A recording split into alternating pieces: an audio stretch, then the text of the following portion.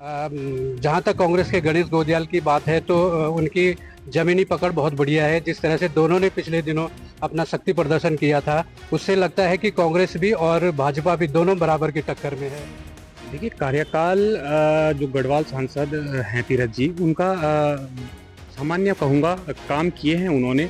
जो क्षेत्र भ्रमण है वो लगातार क्षेत्रों में दिखाई दिए हैं। आम जनमानस के साथ उनके अच्छे संबंध थे। है कि भाजपा का जो राम मंदिर बनने के बाद जो इफेक्ट है वो लग रहा है, मगर जिस तरीके से जमीनी स्तर पर गणेश गोदियाल को कांग्रेस ने टिकट दिया है तो वो मजबूती पकड़ रहे हैं। और जिस तरीके से उनकी विशाल जनसभा देखी गई तो कहीं ना कहीं लग रहा है कि जितना जो धर्रा था कांग्रेस का, जो बिखर चुका था, वो एकजुट हो रहा है। कांग्रेस की मैं बात करूं तो शक्ति प्रदर्शन में कांग्रेस थोड़ा सा अप मुझे लगी, क्योंकि भाजपा की मैं बात करूं तो स्मृति ईरानी यहाँ थी, बड़े बड़े नाम उनके साथ थे। वहीं गोदियाल की मैं बात करूं तो गोदियाल की पूर्व विधायक दिखाई दिए कुछ, और जो जन सैलाब था वो देखने है कि जो उत्तराखंड में है, कहीं ना कहीं कांग्रेस पार्टी अभी धीमी रफ्तार से चल रही है। यदि भविष्य में अगर ऐसे दौरे होते हैं तो क्या पता कांग्रेस को इसका इजाफा मिल पाए। देखिए, जिस तरीके से वो लगातार गढ़वाल क्षेत्र में भ्रमण करते हैं तो इसमें से तो वो अगर 100 में से अगर उनको नंबर दिए जाए तो वो 100 नंबर पाते हैं। लेकिन जब बात संसद की जाती है कि किसी मुद्दे को लेकर उनको संसद में बोलना होता है या वहां से किसी बड़ी योजना को अपने गढ़वाल संसदीय सीट में क्षेत्र में कराना होता है तो उसमें वो विफल नजर आते हैं। कांग्रेस की बात करूं तो कांग्रेस पिछले 10 सालों में बहुत कमजोर यहाँ पर देखने को मिली है मेरे को। लोकसभा चुनाव को लेकर तैयारियां पूरी हो चुकी है और जितने भी प्रत्याशी हैं उन्होंने अपने नामांकन करने के बाद प्रचार प्रसार भी शुरू कर दिया है। आज हम पौड़ी के जो स्थानीय पत्रकार हैं, युवा पत्रकार हैं, वरिष्ठ पत्रकार हैं, उनसे जानने की कोशिश करेंगे कि आने वाला जो लोकसभा चुनाव है वो किस तरह से रहने वाला है। कहीं ना कहीं भारतीय जनता पार्टी, कांग्रेस और जो अन्य पार्टियां हैं वो सभी मैदान में हैं। अगर गढ़वाल संसदीय सीट की बात की जाए तो 13 ऐसे प्रत्याशी हैं जो मैदान में हैं। भाजपा, कांग्रेस समेत कई ऐसी पार्टियां हैं जिन्होंने अपने प्रत्याशी इस बार मैदान पर उतारे हैं। हमारे साथ जो पत्रकार है मुकेश जी, उनसे जानने की कोशिश करेंगे कि जो आने वाला लोकसभा चुनाव है उसे किस तरह देखते हैं। मुकेश जी, आपसे जानने की कोशिश करेंगे जो आने वाला लोकसभा चुनाव है, पहले राजनीतिक रूप से बात की जाए तो क्या लगता है आपको कि आने वाले चुनाव में कौन सी पार्टी जीत हासिल करेगी या कौन मजबूती से आगे बढ़ रही है? जी, ये कहना तो मुश्किल है कि कौन जीतेगी, बट अगर पिछले चुनावों का अगर डेटा एनालाइज किया जाए तो भाजपा का यहाँ पे ज़्यादा स्कोर रहा है। पिछले 2014 में और 19 में भाजपा ने गढ़वाल संसदीय सीट 2 लाख मतों से जीती है। तो हालांकि एंटी इनकम्बेंसी फैक्टर रहेगा इस बार, और इसका खामियाजा भाजपा को भुगतना पड़ सकता है। जहाँ तक कांग्रेस के गणेश गोदियाल की बात है तो उनकी जमीनी पकड़ बहुत बढ़िया है। जिस तरह से दोनों ने पिछले दिनों अपना शक्ति प्रदर्शन किया था, उससे लगता है कि कांग्रेस भी और भाजपा भी दोनों बराबर की टक्कर में है। और जहां तक जीतने वाली बात है, ये तो भविष्य के गर्भ में है। जी। जो मौजूदा सांसद हैं तीरथ सिंह रावत जी, उनका कार्यकाल किस तरह से देखते हैं आप? काफी ठीक ठाक रहा, बैलेंसिंग रहा। ना ज्यादा हम डिसअपॉइंटिंग कह सकते हैं, ना ज्यादा सक्सेसफुल रहा, बट ये रहा कि संतुलित रहा कुल मिला के। जी। कुछ अन्य पत्रकार हैं, उनसे जानने की कोशिश करेंगे। जो मौजूदा सांसद हैं तीरथ सिंह रावत जी, पहले तो उनके कार्यकाल को किस तरह से देखते हैं आप? देखिए कार्यकाल जो गढ़वाल सांसद हैं तीरथ जी उनका सामान्य कहूँगा काम किए हैं उन्होंने। जो क्षेत्र भ्रमण है वो लगातार क्षेत्रों में दिखाई दिए हैं। आम जनमानस के साथ उनके अच्छे संबंध थे। लेकिन काम की मैं बात करूं तो बैलेंसिंग जरूर रहेगा उनके काम के बारे में। अगर समीकरण की बात की जाए तो भाजपा, कांग्रेस, क्या लगता है आपको कि कौन अभी आगे बढ़ रहा है या किस तरह से किसको जीत मिल सकती है? क्या उम्मीद है आपको? देखिए जीत की तो बात नहीं कर सकते हैं अभी, क्योंकि मैं सही बात कहूँ तो जो शक्ति प्रदर्शन दोनों ही पार्टियों ने दिखाया वो अपना दमखम दिखाया तो वो काफी जबरदस्त देखा गया। कांग्रेस की मैं बात करूँ तो शक्ति प्रदर्शन में कांग्रेस थोड़ा सा अप मुझे लगी, क्योंकि भाजपा की मैं बात करूँ तो स्मृति ईरानी यहाँ थी, बड़े बड़े नाम उनके साथ थे। वहीं गोदियाल की मैं बात करूँ तो गोदियाल की पूर्व विधायक दिखाई दिए कुछ, और जो जन सैलाब था वो देखने लायक था। ये जब चुनाव नजदीक आते हैं उसके बाद हम लोग जैसे देखते हैं कि जो चुनावी रण है उस पे अब नेता देश विदेश से यहाँ वोट मांगने के लिए आते हैं। आजकल बड़ा पॉपुलर चल रहा है, पौड़ी में एक गीत बड़ा पॉपुलर चल रहा है, रहबासी वाला, आप सुन रहे होंगे, सोशल मीडिया माध्यम से कई जगह पॉपुलर चलता हुआ दिखाई दे रहा है। तो ये इसलिए भी है क्योंकि जो अनिल बलूनी जी हैं वो कार्य दिल्ली में करते हैं। वहीं बात की जाए गणेश गोदियाल की तो वो मुंबई के हैं, लेकिन दोनों ही अपने गढ़वाल के रहने वाले हैं। अब दोनों ही यहाँ जीत के लिए जद्दोजहद कर रहे हैं, और ये आने वाला वक्त ही बता पाएगा कि कौन जीतेगा और किस तरह का कार्य इस गढ़वाल के लिए करेगा। जी ठीक है। तो हमारे साथ अन्य पत्रकार हैं, आपसे जानने की कोशिश करेंगे जिस तरह से राहुल गांधी पूरे देश भर में तमाम रैलियां कर रहे हैं, क्या लगता है आपको कि गढ़वाल संसदीय सीट या उत्तराखंड में कितना इम्पैक्ट पड़ेगा उसका? देखिए, जिस तरीके से उन्होंने भारत जोड़ो यात्रा निकाली है, तो कहीं न कहीं उनकी जो पहले की छवि और अब की छवि में देखा है, थोड़ा बहुत तो सुधार हुआ है। और गढ़वाल की बात करें तो उनका जो गढ़वाल का दौरा है, उनका एक भी उनका दौरा जो है वो गढ़वाल में नहीं हुआ है। तो इससे लगता है कि जो उत्तराखंड में है, कहीं न कहीं कांग्रेस पार्टी अभी धीमी रफ्तार से चल रही है। यदि भविष्य में अगर ऐसे दौरे होते हैं, तो क्या पता कांग्रेस को इसका इज़ाफ़ा मिल पाएगा। जो गढ़वाल के सांसद है तीरथ सिंह रावत, करीबन 5 साल का कार्यकाल उनका रहा है। कितना संतुष्ट हैं आप या किस तरह से देखते हैं उनके कार्यों को? देखिए, जिस तरीके से वो लगातार गढ़वाल क्षेत्र में भ्रमण करते हैं, तो इसमें से तो वो अगर 100 में से अगर उनको नंबर दिए जाए, तो वो 100 नंबर पाते हैं।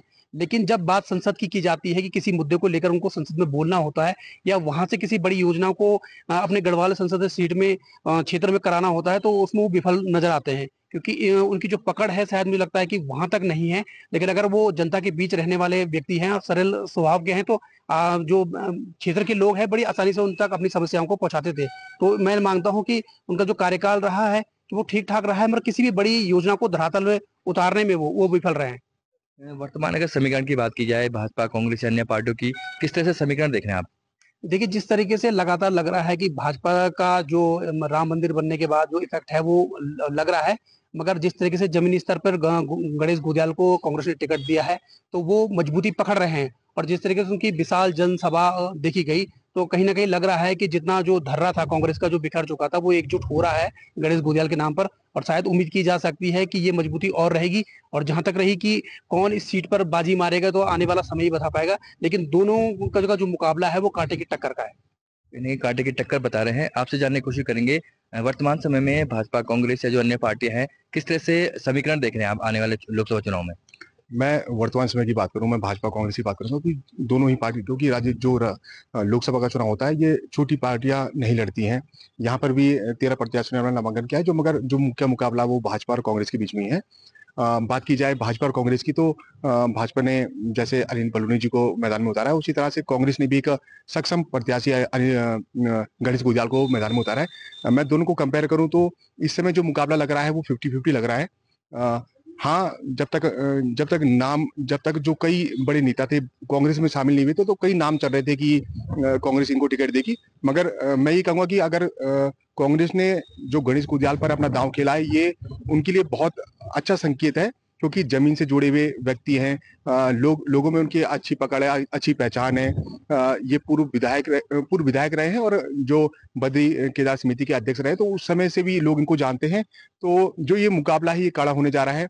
गणेश गुडियाल के मैदान में आने से अनिल बलूनी को अच्छी खासी टक्कर यहाँ पे देखने को मिल रही है। जो मौजूदा सांसद हैं तीरथ सिंह रावत जी, उनके कार्यकाल को किस तरह से देखते हैं आप? मैं सांसद जी का कार्यकाल की बात करूं तो मैं इस तरह से देखता हूं कि जो 5 साल का कार्यकाल रहा है उनका, उन्होंने जो अपनी सांसद नीति है वो पूरी खत्म की है, इसमें कोई दो राय नहीं है। मगर जो बड़ी उपलब्धियों की बात करूं तो कुछ ही बड़ी उपलब्धि उनके नाम पे नहीं है। जिस तरह से माना जाता था कि इनकी संगठन में अच्छी पकड़ है, तो काफी उम्मीदें लोगों की इनसे रही कि ये बड़ी योजनाएं गढ़वाल के लिए लेके आएंगे, मगर ऐसा कुछ हुआ नहीं है। हालांकि उन्होंने अपनी जो सांसद नीति है पूरी खर्च की है, तो 50-50 इनका कार्यकाल आंकने की हम सोचते हैं। जिस तरह से राहुल गांधी लगातार भारत जोड़ो यात्रा कर रहे हैं, कुछ इम्पैक्ट पड़ेगा गढ़वाल संसदीय सीट पे इस बार? मैं अगर गढ़वाल सीट की बात करूं तो राहुल गांधी की भारत जोड़ो यात्रा से मेरे को नहीं लगता कि गढ़वाल संसदीय सीट में कोई प्रभाव पड़ेगा। कांग्रेस की बात करूं तो कांग्रेस पिछले 10 सालों में बहुत कमजोर यहाँ पर देखने को मिली है मेरे को। मैं संगठनात्मक तौर की बात करूं तो कमजोर रही है। मगर जिस तरह से गढ़वाल सीट पर कांग्रेस ने गणेश गुडियाल पर दांव खेला है, जमीन से जुड़े व्यक्ति हैं, तो एक नई ऊर्जा का संचार उनके कार्यकर्ताओं में देखने को मिल रहा है। और कहीं ना कहीं इसका बेनिफिट भी लोकसभा चुनाव में या परिणाम जो भी रहेंगे उसके बाद जो अन्य जो निकाय चुनाव होंगे, चाहे क्षेत्र पंचायत, जिला पंचायत के चुनाव होंगे, उसमें जरूर कांग्रेस को मजबूती मिलेगी। तो सीनियर जर्नलिस्ट गुरवेंद्र नेगी जी हमारे साथ हैं। आपसे जानने की कोशिश करेंगे वर्तमान में जो समीकरण चल रहे हैं, किस तरह से देखते हैं इनको? देखो, मैं एक पहले तो एक चीज़ क्लियर कर दूं कि ये जो हमारी गढ़वाल संसदीय सीट है 14 विधानसभाओं से मिली है। पूरी तरह से जो भौगोलिक स्थिति है वो पहाड़ी प्रदेश वाली है। अभी जो समीकरण बनते नजर आ रहे हैं, हम इसको एक तरफा नहीं कह सकते हैं। दोनों ही दल काफी मजबूत स्थिति में है। और ये कहूँगा कि किस दल की प्रत्याशी इसमें आगे निकलेंगे, तो वही जल्दबाजी हुई। दोनों ही प्रत्याशी अभी जिस हिसाब से चल रहे हैं, तो लगता है कि टक्कर का नहीं। दूसरा जो वर्तमान सांसद हैं, उनके 5 साल के कार्यकाल को किस तरह से देखते हैं आप? तो सांसद तीरथ सिंह रावत जी का कार्यकाल ठीक रहा। और बेसिकली व्यवहारिक सही रही वो, और जो दिशा की बैठक हो रही थी कलेक्ट्रेट में, सॉरी विकासखंड में, तो उनकी भागीदारी भी रही, तो काफ़ी बड़ा क्षेत्र है, कुछ लिहाज से नहीं ठीक है। तो राहुल गांधी का कोई इम्पैक्ट देखने को मिलेगा रैली देखो, गणेश गोयल जी का अपना है कद है, और मुझे नहीं लगता कि किसी कांग्रेस पार्टी किसी बड़ी प्रचार के आने से जनता वो करेगी, वो खुद अपने बलबूते पे कर सकती है। अन्य सीनियर जर्नलिस्ट मनोहर बिजी हमारे साथ हैं, उनसे जानने की कोशिश करेंगे। बिजी, आपसे जानने की कोशिश करेंगे पहले तो वर्तमान में जो लोकसभा चुनाव है, क्या स्थिति देखते हैं आप भाजपा, कांग्रेस या अन्य पार्टियों की?